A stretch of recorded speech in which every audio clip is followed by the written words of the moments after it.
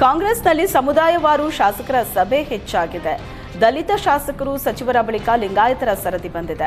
ನಿನ್ನೆ ರಾತ್ರಿ ಪಂಚಮಸಾಲಿ ಸಮುದಾಯದ ಶಾಸಕರ ಸಭೆ ನಡೆದಿದೆ. ಬೆಂಗಳೂರಿನ ಶಾಸಕ ವಿನಯ್ ಕುಲಕರ್ಣಿ ನಿವಾಸದಲ್ಲಿ ಸಭೆ ನಡೆದಿದೆ. ಅಧಿಕಾರ ಹಂಚಿಕೆ ಬಂದರೆ ಸಮುದಾಯದ ನಿಲುವಿನ ಬಗ್ಗೆ ಚರ್ಚೆ ನಡೆದಿದೆ. ಪಂಚಮಸಾಲಿ ಮೀಸಲಾತಿ ಬಗ್ಗೆಯೂ ಶಾಸಕರು ಚರ್ಚೆ ನಡೆಸಿದ್ದಾರೆ.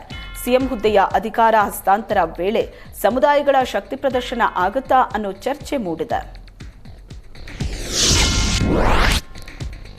ವಿವಿ ಮುಚ್ಚಲು ಹೊರಟಿರೋ ಸರ್ಕಾರದ ನಿರ್ಧಾರ ಖಂಡಿಸಿ ಕೊಡಗಿನಲ್ಲಿ ಬಿಜೆಪಿ ಪ್ರತಿಭಟನೆ ನಡೆಸಿದೆ.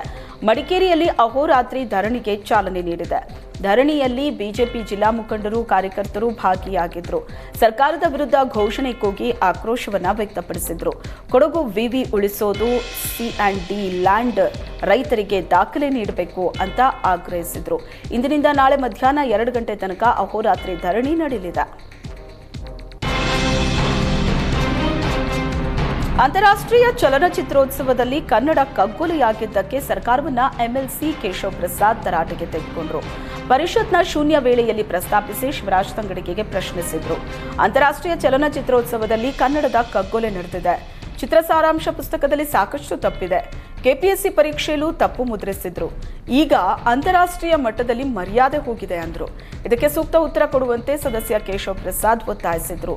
ಉತ್ತರವನ್ನ ನಾಳೆ ಕೊಡ್ತೀನಿ ಎಂದ ಸಚಿವ ಶಿವರಾಜ್ ತಂಗಡಗಿ ಜಾರಿಕೊಂಡ್ರು. ಕಲಾಪದಲ್ಲಿ ಸಚಿವರ ಗೈರಿಗೆ ಸಭಾಪತಿ ಹೊರಟ್ಟಿ ಅಸಮಾಧಾನ ಹೊರಹಾಕಿದ್ದಾರೆ. ಸಿಎಂಗೆ ಸಭಾಪತಿ ಬಸವರಾಜ ಹೊರಟ್ಟಿ ಪತ್ರ ಬರೆದು ಅಸಮಾಧಾನವನ್ನ ತೋಡ್ಕೊಂಡಿದ್ದಾರೆ. ಈಗಾಗಲೇ ಶಾಸಕರಿಗೆ ಸಾಕಷ್ಟು ಬಾರಿ ಹೇಳಿದ್ದೀನಿ, ಆದರೂ ಇಂದು ಸದನದಲ್ಲಿ ಸಂಬಂಧಿಸಿದ ಸಚಿವರು ಹಾಜರಾಗಿಲ್ಲ. ಇದು ಸರಿಯಾದ ನಡೆಯಲ್ಲ ಅಂತ ಸದನದಲ್ಲಿ ಆಕ್ರೋಶವನ್ನ ಹೊರಹಾಕಿದ್ದಾರೆ. ಸದನ ಸುಲಲಿತವಾಗಿ ನಡೆಯಬೇಕು, ಯಾವೆಲ್ಲ ಸಚಿವರು ಮತ್ತು ಅಧಿಕಾರಿಗಳು ಹಾಜರಿರಬೇಕು ಅಂತ ಹೆಸರು ಓದಿ ಹೇಳಿ ಸಭಾಪತಿ ಅಸಮಾಧಾನ ಹೊರಹಾಕಿದ್ದಾರೆ. ಸಿಎಂ ಆದೇಶಕ್ಕೂ ಕ್ಯಾರೆ ಎನ್ನದೆ ಬಿಎಸ್ಪಿಎಲ್ ಕಾರ್ಖಾನೆ ಕೆಲಸ ನಡೀತಾ ಇತ್ತು. ಏಷ್ಯಾನೆಟ್ ಸುವರ್ಣ ನ್ಯೂಸ್ ವರದಿ ನಂತರ ಕೊಪ್ಪಳ ಜಿಲ್ಲಾಡಳಿತ ಎಚ್ಚೆತ್ತಿದೆ. ಕಾರ್ಖಾನೆ ಕಾಮಗಾರಿ ಸ್ಥಗಿತಗೊಳಿಸುವುದಕ್ಕೆ ಡಿಸಿ ಆದೇಶ ನೀಡಿದ್ದಾರೆ. ಈ ಕುರಿತು ಪ್ರತಿಕ್ರಿಯಿಸಿದ ಡಿಸಿ, ಸಿಎಂ ಆದೇಶವನ್ನ ಧಿಕ್ಕರಿಸಿ ಕಾಮಗಾರಿ ನಡೀತಾ ಇತ್ತು.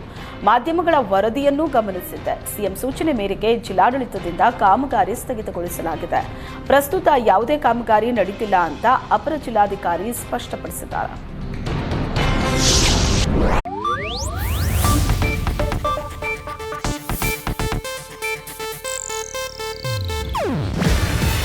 ಇದು ಏಷ್ಯಾನೆಟ್ ನ್ಯೂಸ್ ನೆಟ್ವರ್ಕ್ ಪ್ರಸ್ತುತಿ.